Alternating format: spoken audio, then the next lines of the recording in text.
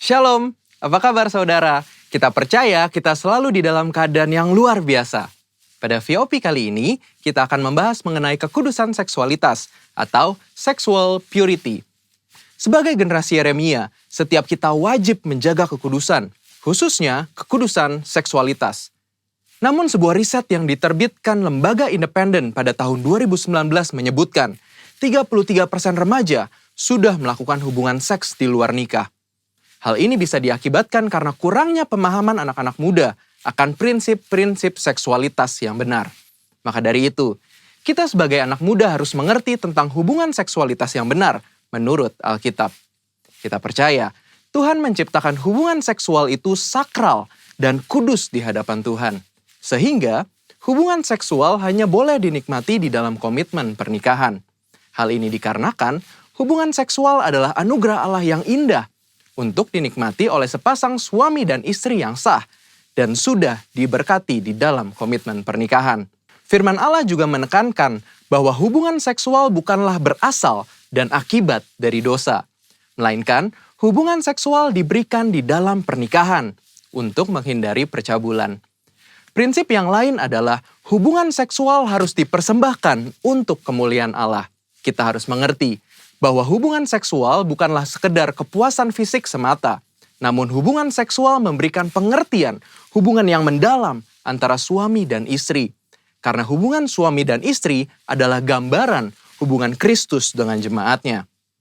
Setelah mengerti prinsip kekudusan seksualitas yang benar, selanjutnya penting bagi kita anak-anak muda untuk memulai dan menjalani hubungan pranikah atau berpacaran secara bertanggung jawab di hadapan Tuhan. Ada beberapa perbedaan yang paling mendasar dari hubungan pranikah atau pacaran secara duniawi dan hubungan yang bertanggung jawab di hadapan Tuhan. Perbedaan pertama adalah pacaran duniawi hanya bertujuan mencari pengalaman dan kenikmatan dalam percintaan saja. Namun pacaran yang bertanggung jawab kepada Tuhan melihat hubungan pacaran sebagai persiapan untuk menuju ke arah pernikahan. Perbedaan kedua adalah pacaran menurut dunia hanya mengutamakan keintiman dan kepuasan fisik. Tetapi pacaran yang benar harus mengutamakan keintiman rohani dan emosi. Perbedaan ketiga adalah dalam hal komitmen, hubungan pacaran secara dunia hanya berorientasi kepada masa kini, sehingga mudah terjadi perpisahan ketika timbul konflik. Namun hubungan pranikah yang bertanggung jawab kepada Tuhan harus berorientasi kepada masa depan. Perbedaan-perbedaan ini adalah dasar untuk kita membatasi segala bentuk keintiman jasmani dengan kesadaran bahwa hubungan pacaran atau pranikah belumlah mengikat. Mengapa penting untuk setiap kita menjaga kekudusan, khususnya kekudusan seksualitas? Firman Tuhan di dalam 1 Korintus 6 ayat 19 dan 20 berkata, "Atau tidak tahukah kamu bahwa tubuhmu adalah bait Roh Kudus yang diam di dalam kamu? Roh Kudus yang kamu peroleh dari Allah, dan bahwa kamu bukan milik kamu sendiri, sebab kamu telah dibeli dan harganya telah lunas dibayar. Karena itu, muliakanlah Allah dengan tubuhmu." Kita harus mengerti bahwa tubuh kita adalah bait Roh Kudus dan Tuhan sudah menebus setiap kita. Sehingga sudah seharusnya kita memuliakan Allah dengan tubuh kita. Dan salah satu caranya adalah menjaga kekudusan, khususnya kekudusan seksualitas. Menjaga kekudusan juga adalah bentuk ketaatan kita kepada Allah. Selain itu juga, saat kita hidup kudus, Tuhan secara khusus bisa pakai kita untuk maksudnya yang mulia. Sebagaimana ditulis di dalam 2 Timotius 2 ayat 21 dan 22. Jika seorang menyucikan dirinya dari hal-hal yang jahat, ia akan menjadi perabot rumah untuk maksud yang mulia. Ia dikuduskan, dipandang layak untuk dipakai tuannya, dan disediakan untuk setiap pekerjaan yang mulia. Sebab itu, jauhilah nafsu orang muda, kejarlah keadilan, kesetiaan, kasih, dan damai bersama-sama dengan mereka yang berseru kepada Tuhan dengan hati yang murni. Sebagai generasi Yeremia, kita percaya Tuhan akan pakai kita dan percayakan kita hal-hal yang besar. Namun sebelum itu, penting untuk setiap kita menjaga hidup kita kudus di hadapan Allah dengan cara menjaga hubungan pranikah atau pacaran yang kudus dan bertanggung jawab di hadapan Allah. Namun, jika kita telah jatuh di dalam dosa seksualitas, Tuhan kita adalah Tuhan pengampun dan adil. saat kita mau datang kepada Tuhan, mengakui setiap dosa-dosa kita dan bertobat, maka pengampunan Tuhan akan mengalir dan hidup kita akan dipulihkan. Selain itu juga, kita harus menjauhi pergaulan yang buruk dan mencari komunitas-komunitas orang percaya, serta kakak-kakak rohani yang dapat membimbing kita di dalam pertobatan. Karena itu, yuk setiap anak-anak muda, bagi kamu yang sedang berpacaran atau masih single, mari kita persembahkan seluruh tubuh kita untuk kemuliaan Tuhan, agar Dia bisa pakai setiap kita lebih maksimal dalam era Pentakosta ketiga ini. Saudara, untuk penjelasan lebih lengkapnya dari tim teologi kami, jangan lupa buka link yang di atas atau scan barcode yang tersedia. Selamat hari Minggu, Tuhan Yesus memberkati.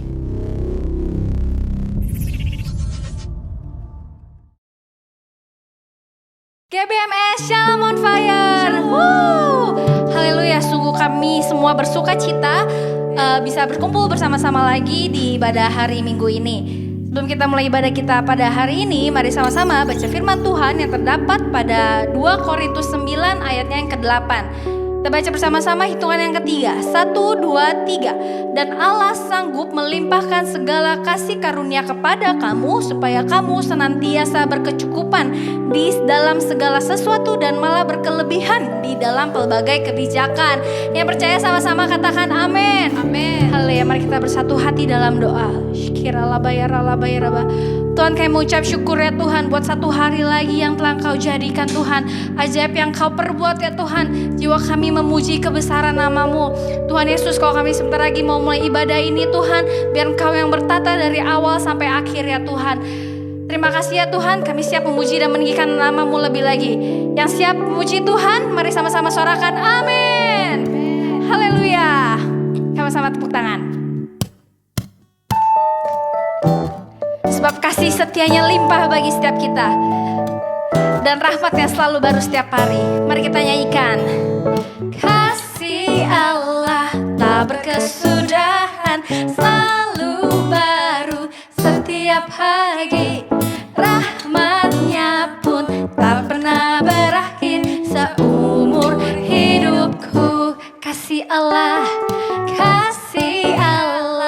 tak berkesudahan, selalu baru setiap pagi. Rahmatnya pun tak pernah berakhir seumur hidup. Sorak-sorai dengan sukacitaku kan menari, dengan sorak-sorai memuji. Ku naikkan pujian, haleluya, nyanyi bagi Dia Sang Raja, nyanyi bagi Dia Sang Raja. Kasih Allah tak berkesudahan, selalu baru setiap pagi. Rahmatnya pun tak pernah berakhir seumur hidupku. Dengan sukacitaku kan menari, dengan sorak-sorai memuji. Ku naikkan pujian, haleluya, nyanyi bagi Dia Sang Raja, nyanyi bagi Dia Sang Raja. Dengan sukacita citaku kan menari, dengan sorak-sorai memuji. Ku naikkan pujian, haleluya, nyanyi bagi Dia Sang Raja, nyanyi bagi Dia Sang Raja. Dengan sukacitaku kan menari, dengan sorak-sorai kami naikkan pujian kepadamu ya Tuhan. Haleluya, nyanyi bagi Dia Sang Raja, nyanyi bagi Dia, nyanyi bagi Dia Sang Raja. Dengan sukacita ku kan menari, dengan sorak-sorai memuji. Ku naikkan pujian, haleluya, nyanyi bagi Dia Sang Raja, nyanyi bagi Dia Sang Raja. Sekali lagi, nyanyi bagi Dia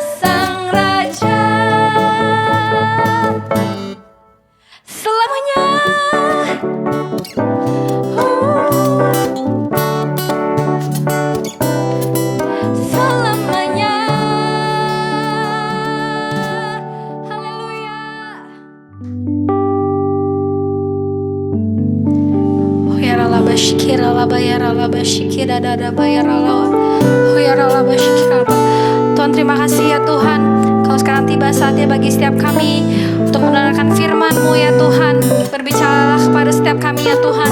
Kami mau mendapatkan rema dan bukan remah-remah ya Tuhan. Kami mau mematahkan setiap ketumpulan rohani ya Tuhan. Kami mau dipertajam rohani ya Tuhan, supaya kami bisa dipakai untuk di akhir zaman ini ya Tuhan semakin lebih dahsyat lagi. Terima kasih ya Tuhan, urapi hamba-Mu ya Tuhan. Taruh setiap perkataan daripada-Mu pada hamba-Mu Bapa. Terima kasih Yesus, terpujilah nama-Mu selalu. Hanya pada-Mu kami berdoa dan bersyukur. Haleluya.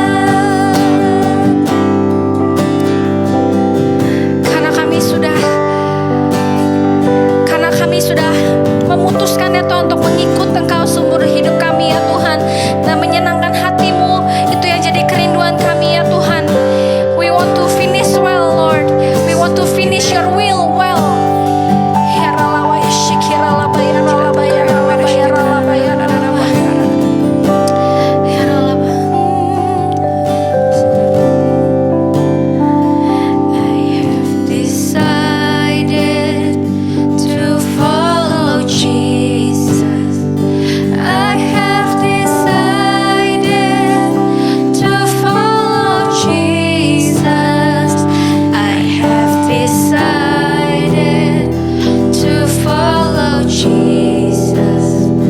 No turning back, no turning back. Do not go with me, do not go with me. Still I will follow.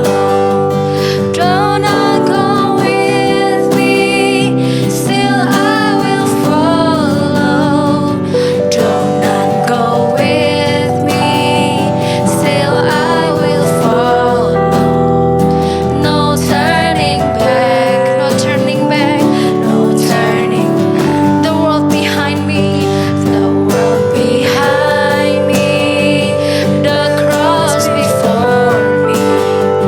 The world behind me, the cross before me. The world behind me, the cross before me. No turning back, no turning back. I have decided to follow Jesus. I have decided to follow Jesus. I have decided to follow Jesus. No turning back, no turning. There's no turning back, no turning back, no turning, no turning back, no turning back, no turning.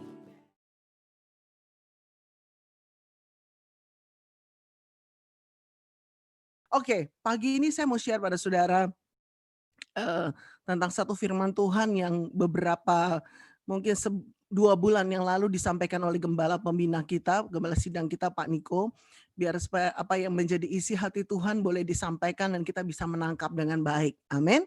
Nah, tema khotbahnya adalah you will be amazed.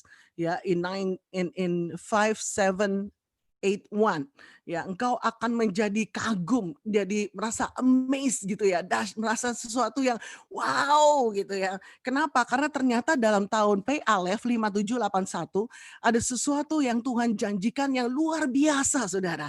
Ya, kita sama-sama tahu bahwa sejak 18 September 2020 penanggalan Israel sudah berubah dari P menjadi P Alef. Ya, dan ini akan terus berlangsung sampai 6 September 2021. Nah, Bapak Ibu, sebenarnya dekade P, ya, P ini artinya 80, itu dimulai dari tahun lalu, yaitu dekade tanggal 29 September 2019. Ya, dekade P ini artinya adalah mulut. Mungkin ada yang beberapa tahun yang lalu pernah katanya penanggalan Israel Ain gitu ya. Ain Ket, Ain Tet gitu ya. Ain itu tahun 70, dekadenya sudah lewat, Saudara. Sejak 29 September sudah masuk dekade yang baru, P. Nah, P ini artinya adalah mulut. Ya, maksudnya apa Bu mulut gitu ya? Maksudnya adalah mulut di mana Tuhan berbicara kepada umatnya melalui mulutnya, Saudara.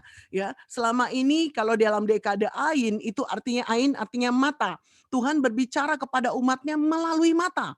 Tetapi dalam P ini Tuhan bicara kepada umatnya melalui mulutnya.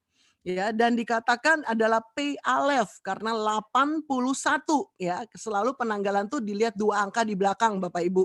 Ya, jadi kayak seperti ini 5781 gitu. Nah, oleh karena itu kita lihat sama-sama apa artinya Alef ya, dan saya akan hubungkan dengan pesan gembala. Alef artinya adalah Elohim, the living God, ya, dan bisa juga dari akar kata lamet adalah tongkat Tuhan yang menuntun dan yang mengajar.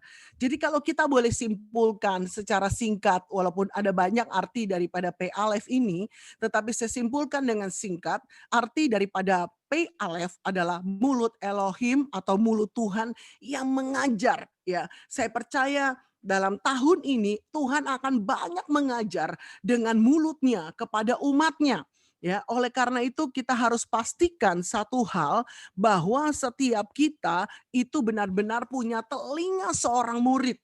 Katakan telinga seorang murid. Amin.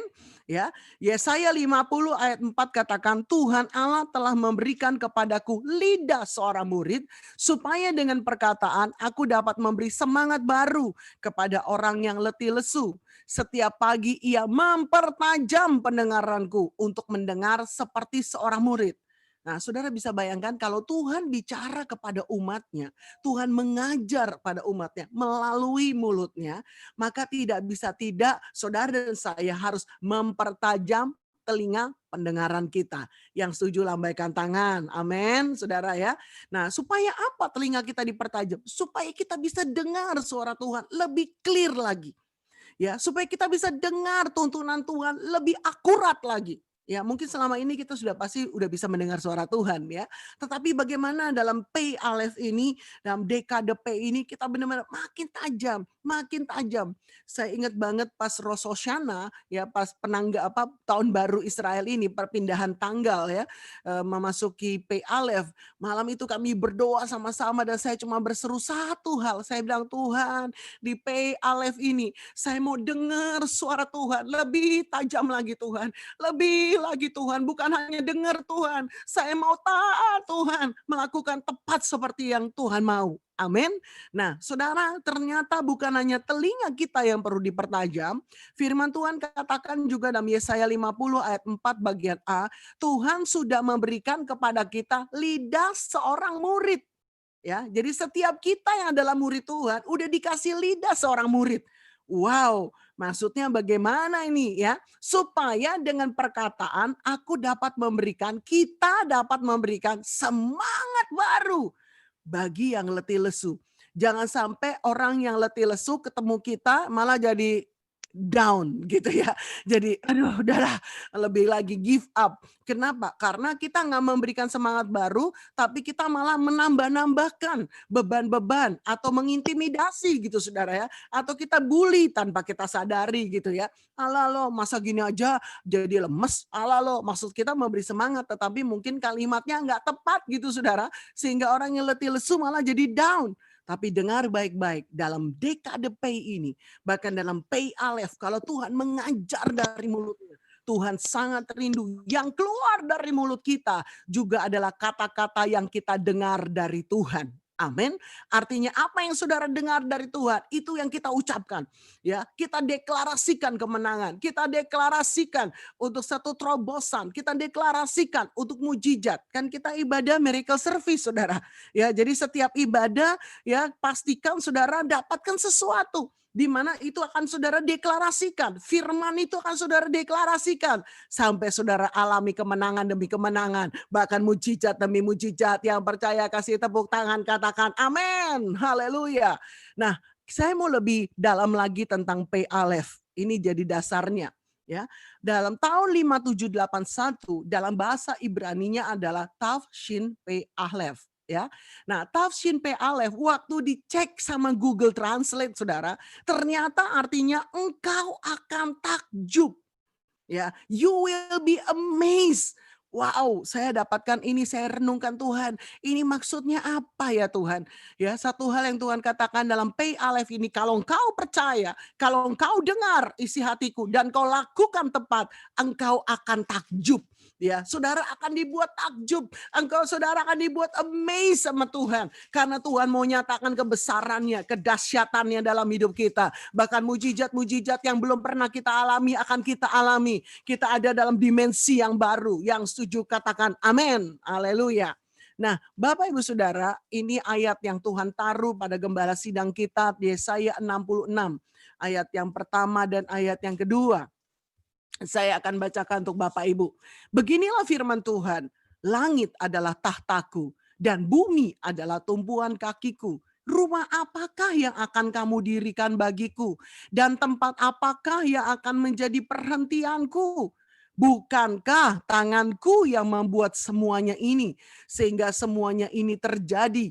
Demikianlah firman Tuhan. Tetapi kepada orang inilah aku memandang, kepada orang yang tertindas dan patah semangatnya dan yang gentar kepada firman-Ku. Ya, Bapak Ibu Saudara, ini ayat yang luar biasa.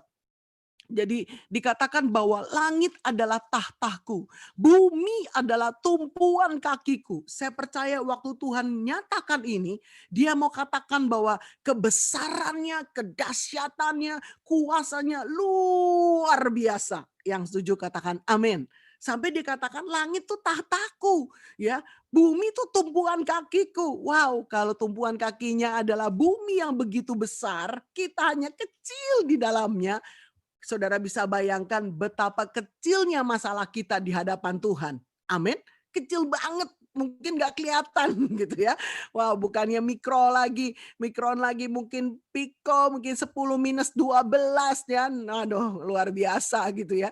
Nah, tapi kita perlu tahu gitu, kita perlu ngerti, kita perlu sadari ya bahwa semuanya itu Tuhan yang buat. Ya betapa dahsyatnya Tuhan kita. Mungkin kita benar-benar berkata, aduh Bu, saya nggak bisa ngebayangin. I cannot imagine betapa Tuhan tuh luar biasa. Yes, otak kita sebesar bapau, saudara. Do you know bapau? Walaupun di Sydney pasti suka dimsum gitu, saudara ya. Bapau itu paling gede sekepalan tangan. Ayo coba kepal tangannya. Ini bukannya mau ninju temennya ya. Nah, segini nih bapau. Ya, otak kita yang segede bapau untuk ngerti Tuhan yang dahsyat. Wow, sulit banget. Tetapi inilah yang kita perlu terima dengan iman. Amin. Saya percaya waktu dikatakan dalam 5781, you will be amazed. Kita akan dibuat takjub sama Tuhan. Kenapa? Karena Tuhan mau nyatakan dari Yesaya 66. Ini pesan yang gembala sidang kita katakan. Langit adalah tahtaku. Bumi tumpuan kakiku. Kebesarannya, kedahsyatannya akan dia nyatakan dalam hidup kita. Yang setuju kasih tepuk tangan, katakan amin. Haleluya. Nah, kalau begitu kepada siapa? Ini yang saya mau lanjut lebih dalam ya, ayat 2. Kepada siapa Tuhan akan memandang? Kepada siapa Tuhan akan melihat dan akan menyatakan kebesarannya, kedahsyatannya? Ya, di sini dikatakan adalah tetapi kepada orang inilah aku memandang. Ternyata Tuhan nggak memandang semuanya, saudara. Iya, sekalipun maaf kita adalah anak-anaknya, kita hamba-hambanya, tetapi Tuhan memperhatikan khusus, memandang khusus hanya pada orang-orang tertentu.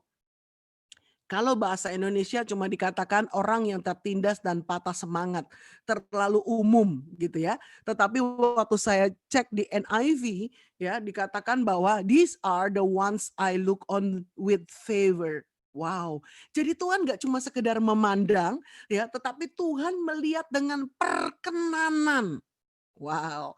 Jadi kepada siapa Tuhan akan menyatakan kebesarannya, kedahsyatannya. Langit adalah tahtaku, bumi adalah tumpuanku, tumpuan kakiku. Itu hanya kepada orang yang Tuhan memandang dengan favor. Ya, dengan perkenanan. Wow, saya ngebayangin saudara kalau saya lagi berdoa gitu, terus kemudian Tuhan dari surga memandang dengan perkenanan. Rasanya sukacita banget gitu ya saudara ya. Kayaknya happy banget gitu ya. Tuhan lihat dengan perkenanan, bukan Tuhan lihat dengan melotot. Ini anak misalnya gitu ya. Ini kok nggak taat-taat gitu, ini kok ngeyel ya, nggak ada di sini. Amin gitu ya. Nah, dalam NIV dikatakan those who are humble and contrite in spirit and who tremble at my word. Ya, jadi benar-benar Tuhan melihat dengan perkenanan itu kepada orang-orang dengan ciri-ciri ini, saudara. Ya, enggak semua orang dia akan melihat dengan perkenanan. Ya, maunya kita kan semua orang lah Tuhan gitu ya. Bukannya Tuhan pilih kasih, enggak, tetapi Tuhan lihat kualitas kita, Saudara. Haleluya, ya. Dan yang luar biasa dalam Christian Standard Bible dikatakan juga I will look favorably. Waduh, ini kayaknya yang di Australia lebih lancar nih lidahnya gitu ya. Tetap artinya melihat dengan perkenanan ya.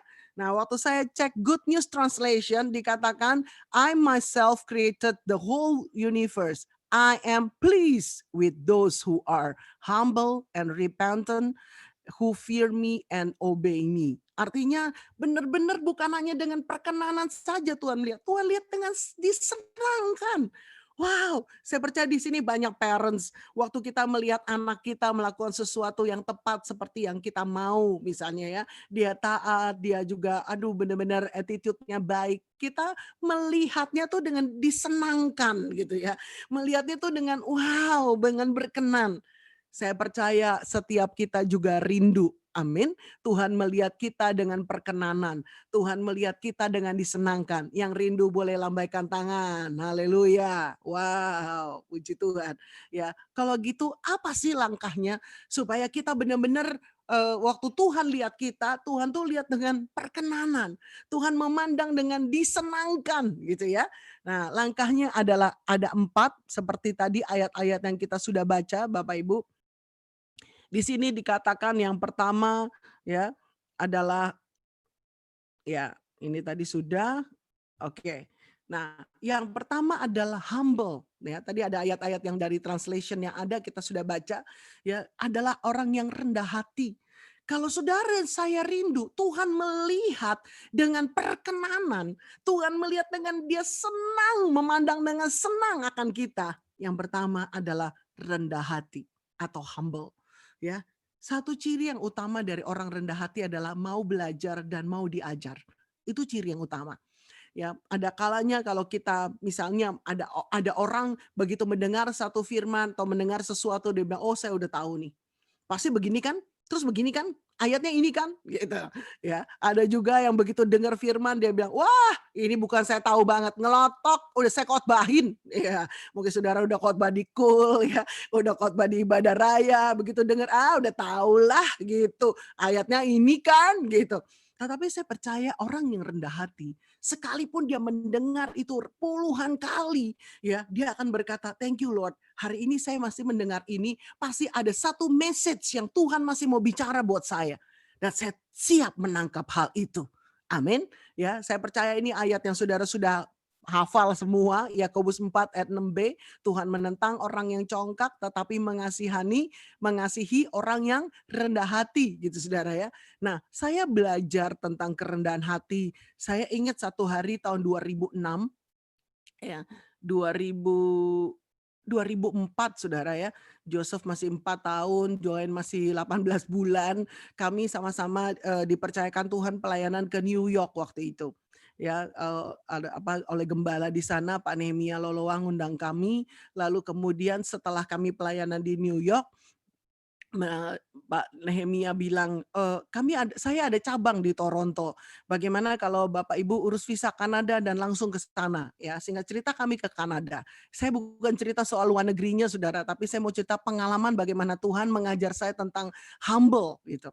Nah, setelah pelayanan hari Minggu, pengerja di sana gembalanya berkata begini, "Bapak Ibu kan hari Selasa baru kembali. Bagaimana kalau hari Senin besok kita jalan ke Niagara Falls?" Wow, ya Niagara Falls saya bilang, "Jauh Pak dari sini?" "Enggak, cuma 1 jam." Bayangan saya Jakarta Bogor saudara ya, maklum gitu ya. Jakarta Bogor, wah 1 jam, oke deh. Ya waktu itu lagi winter times -1, -2, dingin banget gitu ya.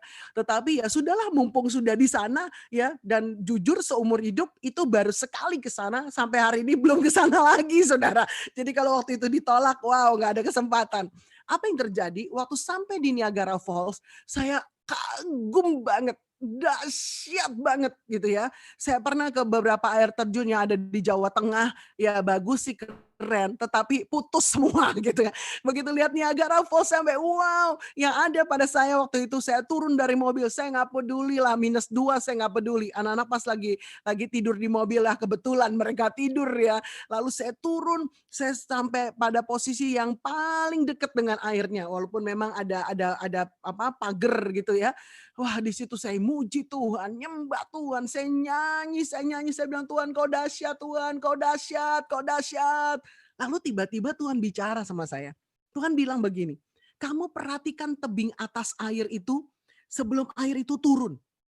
Ya, saya perhatikan, terus airnya turun, sampai saya lihat ke bawah gitu ya. Wih, dalam banget ya. Ya, makanya kenapa disebut air terjun Saudara? Karena jarak tebing atas sama ke bawahnya tuh dalam banget gitu.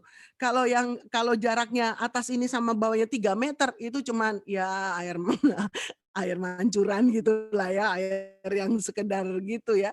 Nah, waktu saya batin di hati saya, wow, dalam banget ya Tuhan. Nah, di situ tiba-tiba Tuhan bicara. Semakin kamu rendah hati, semakin deras pengurapan akan mengalir dalam hidup kamu. Wah, saya bilang amin Tuhan, amin, amin, amin Tuhan. Itu mengingatkan saya saudara. Setiap kali saya khotbah atau setiap kali saya bicara soal kerendahan hati, Tuhan ingetin saya, ingat air terjun itu. Itu udah 16 tahun yang lalu, tapi pengalaman itu nggak pernah lupa. Karena Tuhan bicara khusus sama saya. Ya, pokoknya makin kita rendah hati, semakin deras itu pengurapan yang Tuhan percayakan. Saudara jangan berpikir pengurapan itu hanya buat kita yang di mimbar loh. Ya, banyak orang bilang, oh pengurapan perlu Bu untuk WL, untuk main musik gitu ya, untuk khotbah, untuk dikul, untuk didoa. Enggak saudara, enggak cuma itu maksud saya. Untuk menjadi seorang istri yang berkenan di hadapan Tuhan, kita perlu pengurapan Tuhan loh. Ya, untuk menjadi suami yang berkenan di hadapan Tuhan, kita butuh pengurapan Tuhan. Untuk menjadi seorang karyawan misalnya, saudara yang bekerja, saudara yang mungkin usaha, yang sekolah, kita butuh pengurapan Tuhan. Dan saudara akan lihat pengurapan Tuhan itu akan makin kuat, makin kuat, makin kuat. Waktu apa? Waktu kita makin rendah hati dan taat melakukan firman Tuhan. Yang percaya kasih tepuk tangan, katakan amin. Haleluya. Nah, Bapak Ibu, yang kedua, selain dari yang pertama tadi adalah humble, orang yang rendah hati, yang kedua dikatakan contrite in spirit ya, atau repentant. Artinya orang yang mau mudah merasakan dia salah dan dia mau bertobat, Saudara. Ya, Wahyu 3 ayat 19 katakan, barang siapa ku kasihi, ia ku tegur ya dan ku hajar. Wow, ya tegur aja mungkin masih enak Saudara. Kalau udah sampai hajar rasanya wow gitu ya, Tuhan yang ngajar lagi. Sebab itu relakanlah di hatimu dan bertobatlah. Ya, Bapak Ibu, kalau saya boleh tanya nih, ya, saudara maunya ditegur bertobat atau dihajar baru bertobat? Yang mau ditegur baru bertobat, angkat tangan. Oh, puji Tuhan. Haleluya. Yang mau dihajar dulu, angkat tangan. Haleluya, nggak ada ya, puji Tuhan. Saya seringkali berkata sama Tuhan gitu, Tuhan kalau boleh Tuhan, saya nggak usah ditegur keras Tuhan. Tuhan ngomong lembut aja Tuhan. Tolong buat saya ya punya spirit yang nangkep gitu loh, punya hati yang nangkep gitu. Ya, itu jadi doa saya. Kenapa? Karena saya tahu kalau ditegur sama Tuhan, yang namanya tegur gitu ya, tegur itu kan konotasinya keras gitu Saudara. Pasti nggak enak gitu Saudara. Ya, saya rindu sekali. Makanya satu hal yang penting Saudara yang menjadi pesan dari gembala sidang kita juga adalah miliki adalah hati yang mau bertobat. Dan itu akhirnya turun kepada kami gitu. Ya, saya seringkali mengoreksi diri begitu saya rasa, oh kok saya kurang ngerasa hadirat Tuhan ya. Saya langsung cek. Tuhan saya ini ada apa ya Tuhan? Apakah saya berpikir salah? Apa saya respon saya salah Tuhan? Ampuni Tuhan kalau saya salah Tuhan. Ya, saya sering bilang juga sama Pak Tim, sorry ya kalau saya ada salah ya. Kadang-kadang Pak Tim bilang enggak kok kamu enggak salah. Enggak tahulah pokoknya kalau aku salah sorry gitu ya. Saudara, jadi kita jangan jadi orang yang sungkan atau gengsi say sorry. Maaf saudara, saya pun say sorry dengan anak saya. Ya, Joanne, kalau mami salah sorry ya. Oh, it's okay mam, nggak apa-apa, nggak ada apa-apa kok. Kadang-kadang mereka bilang gitu. Iya, tapi kalau ada yang nggak pas sorry gitu. Ya, seperti itu saudara. Satu dari anak saya setiap kali malam mau tidur pasti akan bilang, mam sorry ya kalau aku salah hari ini. Gitu. Oke, nggak ada apa-apa kok. Ya, oke, mami maafkan. Yang satu saya tanya, loh kamu kok nggak bilang sorry? Emang aku salah apa? Gitu. Dia akan bilang sorry kalau merasa salah, saudara. Nggak apa-apa, ada waktunya nanti, dia bilang gitu ya. Nah, Bapak Ibu jangan merasa gengsi ya untuk bilang sorry gitu ya, satu dengan yang lain ya. Kadang-kadang Pak Tim juga bilang sorry ya In kalau aku salah gitu ya. Artinya ya kita memang mau beresin di hadapan Tuhan ya. Saudara sama Tuhan pun jangan gengsi. Artinya begitu kau tahu, wow ini saya salah ngomong nih, saya salah bersikap nih, saya salah WA nih, saya salah respon nih. Tuhan ampuni aku Tuhan, kuduskan aku, tahirkan aku, basuh aku dengan darah Yesus. Milikilah contrite in spirit atau repentant spirit. Ya kita terus mau. Kenapa? Karena kita tahu kedatangan Tuhan udah makin singkat.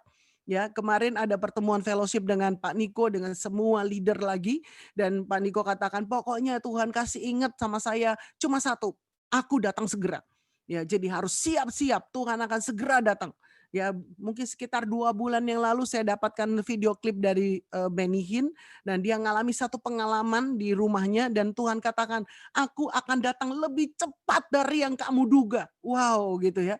Saya dengerin videonya itu sampai, wah Tuhan benar-benar nih.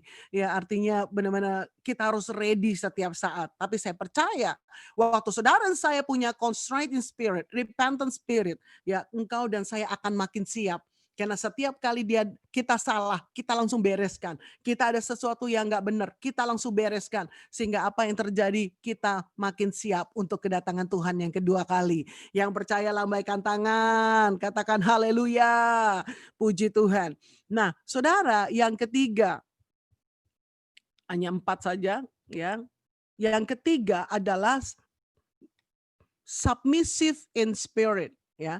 Kita tadi lihat ada beberapa terjemahan yang ada ini ya dari Christian Standard Bible, salah satu pengertiannya adalah submissive in spirit. Nah, waktu saya cek submissive in spirit, ternyata ini punya pengertian adalah penundukan diri kepada otoritas ya. Submission ya, kita submit gitu. Nah, kita sama-sama tahu bahwa setiap kita ini Tuhan taruh di dalam otoritas seseorang. Ya, Ibrani 13 ayat 17a katakan, taatilah pemimpin-pemimpinmu dan tunduklah kepada mereka, sebab mereka berjaga-jaga atas jiwamu sebagai orang-orang yang harus bertanggung jawab atasnya. Nah, submissive in spirit atau penundukan diri pada otoritas, Bapak Ibu, kita harus mengerti jenjang-jenjang otoritas yang ada. Anak, otoritas di atasnya adalah parents. Ya, jadi apapun kondisi parents kita tetap ya submit, ya penundukan diri. Ya, istri otoritas di atasnya suami. Walaupun istrinya bilang, wah suami saya bahasa roh nggak sekenceng saya loh, gitu ya. Suami saya, wah doanya juga nggak sebanyak saya loh, misalnya. Ya, suami saya belum khotbah, misalnya, gitu ya. Saya malah udah, misalnya, gitu ya. Nah, suami saya juga banyak begini, banyak begitu. Nggak peduli, saudara. Pokoknya itulah otoritas yang Tuhan kasih. Seberapa banyak dan seberapa rohaninya atau seberapa benernya kondisi otoritas kita, pokoknya kita ada di dalam otoritasnya. Amin. Ya, saudara yang bekerja, kita punya otoritas di atas kita. Ya, saudara punya otoritas di tempat saudara bekerja masing-masing. Dalam pengembalaan ada otoritas di atas kita. Jadi kita nggak bilang begini, saya kepala 5, itu siapa tuh otoritasnya? Kepala berapa tuh? Gitu ya. Wah otoritasnya, wah baru kepala 4. Maksudnya bukan 4 kepala, saudara usianya 40-an gitu ya. Misalnya, kita nggak lihat itu. Ya, nggak lihat itu, mau nggak lihat usianya, nggak lihat istilah jabatannya, nggak melihat istilahnya S berapa dia, ya, wah masa otoritas saya S1, saya dong S10 Samsung kali saudara gitu ya. Nah artinya apa? Kita nih tahu otoritas di atas kita itu karena Tuhan menetapkan mereka jadi pemimpin di atas kita. Ya, Pastor Elijah, Pastor Deborah nggak cerita apapun tentang pengerja yang ada di Sydney. Saya percaya semua baik-baik dan luar biasa. Amin. Ya, tetapi ini pesan yang Tuhan kasih. Ayo kita penundukan diri. Ya, penundukan diri kepada otoritas di atas kita artinya kita berkata yes di depan dia dan yes juga di belakang dia. Gitu ya. Kadang-kadang kita yes Pak Gem, yes Bu Gem, yes ya gitu ya. Tapi di belakang ini gimana sih ya, kok gini ya, kok gini ya. Maaf Bapak Ibu, ini hari ini Tuhan mengingatkan supaya saudara ngalamin perkara yang menakjubkan dalam PALF. Ya, biar kita punya submissive in spirit, kita tahu persis otoritas orang, Tuhan menetapkan orang di atas kita, bukan orang itu lebih sempurna, lebih baik dari kita, no enggak, tapi karena udah urapan Tuhan atasnya. Ya, jadi waktu saudara melihat otoritas di atas saudara, jangan lihat kelemahannya, tapi lihat urapan Tuhan yang ada atasnya. Dan Daud berkata, aku tidak mau mengusik orang yang diurapi Tuhan. Dan biar kita lakukan sama-sama dengan submissive in spirit. Ya, amin, haleluya, puji Tuhan. Yang keempat terakhir Bapak Ibu. Oh rabata kaya rabo shanda ya rabashanda. Yang keempat adalah tremble at his word. gentar akan firman-Nya. Salah satu translation tadi dikatakan takut akan Tuhan, fear of God and obey, ya, dan taat gitu ya. Nah, ini yang Tuhan benar-benar minta. Kalau kita mau Tuhan memandang kita ya dengan benar-benar berkenan, Tuhan memandang kita dengan disenangkan, maka selain kita humble, selain kita punya contrite in spirit, repentant spirit, kita submissive in spirit, maka yang keempat adalah kita tremble at His word, ya, fear of God and obey God. Ya, mungkin kita sering dengar hal ini. Oh, saya udah tahu, Bu. Ya, takut akan Tuhan dan harus taat kan? Tahu banget deh, tahu gitu ya. Sekarang masalahnya bukan tahu atau tidak, Saudara. Orang yang takut akan Tuhan, fear of God, dia akan punya single standard dalam hidupnya. Apa single standard? Di depan orang, ya, dia sendiri itu standarnya, standar kekudusannya itu sama. Ya, di pertemuan atau komunitas gereja, ini sama-sama kita nih, maupun komunitas teman sekolah atau teman kantor gitu, standar kita sama. Itu orang yang fear of God, ya. Kalau di dalam pertemuan gereja, oh karena ini gereja, shalom, apa kabar, haleluya, gitu ya, ngomongnya baik-baik, vocabulary-nya juga yang pilih yang bagus-bagus, yang rohani-rohani. Tetapi waktu kita di kantor atau waktu kita dengan teman-teman di kampus, teman-teman di luar gereja, kita ngomongnya sembarangan, maaf, mulai muncul kata buset lah, ngomongnya ngaco-ngaco misalnya gitu. Saya percaya nggak ada di sini ya. Nah, itu artinya kalau kita punya double standard, artinya kita nggak fear of God, Saudara. Tapi kalau kita fear of God, standard kita sama. Di keluarga, di pekerjaan, dimanapun kita berada, standard kita sama. Yaitu standar firman Tuhan. Amin. Nah, saya percaya waktu kita naikkan standar kita, mungkin sudah berkata, ya Tuhan, ini ke depan saya mau lebih lagi Tuhan. Saya mau punya standar yang sama, sesuai dengan firman Tuhan. Hidup saya ini transparan kok, saya lakukan apa adanya, dimanapun ya begini. Ya artinya apa? Sesuai dengan mau ikutin standar firman Tuhan. Saya percaya kepada orang itulah Tuhan memandang dengan berkenan. Amin. Ya, amin, Saudara. Ya, biarlah ini menjadi doa kita hari-hari ini. Kalau Tuhan berkata, Tuhan akan memberikan sesuatu yang menakjubkan buat kita. Tahun ini dalam Pei Aleph, saya percaya 4 hal ini waktu Bapak Ibu Saudara lakukan, engkau dan saya akan melihat bagaimana Tuhan akan membuat perkara-perkara yang besar. Ya, Tuhan akan membuat perkara-perkara yang menakjubkan. Kuasanya akan Tuhan nyatakan dengan dahsyat dalam Pei Aleph ini. Kenapa? Karena kita adalah orang-orang yang berkenan. Kita adalah orang-orang yang menyenangkan hati Tuhan. Tuhan lihat kita dengan senang. Tuhan lihat kita dengan berkenan. Biarlah 4 hal ini menjadi doa kita hari ini. Dan saya percaya waktu saudara berkata, ya Tuhan saya mau rendah hati Tuhan. Saya mau Tuhan punya repentant spirit. Saya mau Tuhan submit dengan otoritas saya lebih lagi.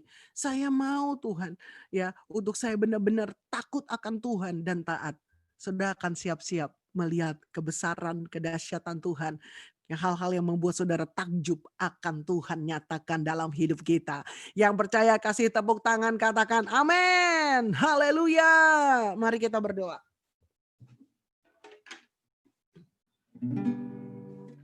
Urabataka yara, buka tangan saudara di hadapan Tuhan. Uriara bayara la bayara la bayara la bayara la bayara la bayara la bayara la bayara la bayara la bayara. Uriara bayara la bayara la bayara la bayara la bayara la bayara bayara bayara bayara bayara bayara bayara. Uriara basikata uriara basanda yara la bayara la bayara la bayara la bayara. Uriara baba baba baba bayara la bayara la bayara. Hambamu berdoa bagi anak-anakmu Tuhan. Biarlah firman yang dibagikan, urapan yang diimpartasikan, setiap kami menerimanya di dalam nama Yesus. Jadikan hati kami lembut ya Tuhan. Hati yang mau rendah hati yang mau bertobat, hati yang mau tunduk, dan hati yang mau Tuhan untuk takut akan Tuhan dan taat akan firman-Mu. Uralama syikaya dalama kuria dalama syakaya dalama. Kalau Engkau katakan, Engkau akan membuat setiap kami takjub Tuhan dalam PALF. Hamba-Mu berdoa, satu persatu dari anak-anak-Mu alami hal ini Tuhan. Alami hal ini. Sesuatu yang amazing terjadi dalam nama Yesus.